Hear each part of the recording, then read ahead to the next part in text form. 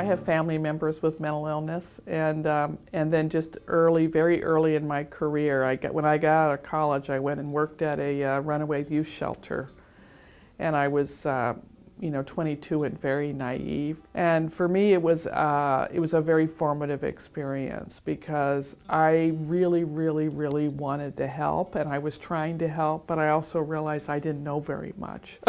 And so it really caused me to want to go back to school and get better at being helpful. If you get to get up in the morning and go do work that you find meaningful, that's a privilege. You know, I've worked in healthcare pretty much my entire career, but what drew me to Telecare was the SMI population. I have 4 older brothers and 2 of whom have serious mental illness. And so being able to be part of an organization that really builds dignity and holds the hope for its clients and members is just really important to me. You know, I'm at Telecare because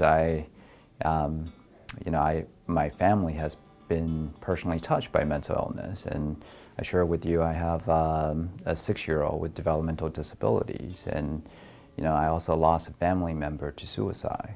It's incumbent on every one of us to try to help and provide the support and really enable people to fulfill their potential, as we say in our mission.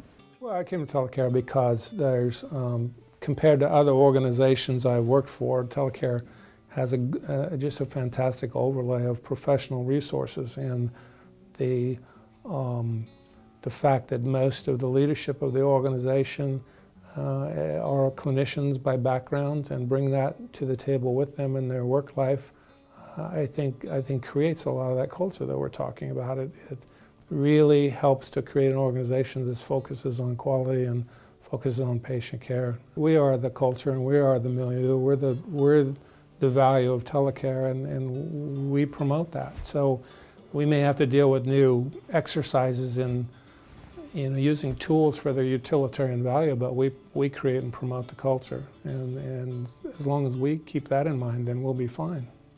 For myself, for example, my oldest brother, David, is autistic, and although not part of a mental illness, I watched my family grow up just kind of struggling, getting the services that he needed in order to really live a full life. And immediately then, I knew as early as 7th grade that this was what I wanted to do. I think I always wanted to do something more than, be a widget maker. I think it was important.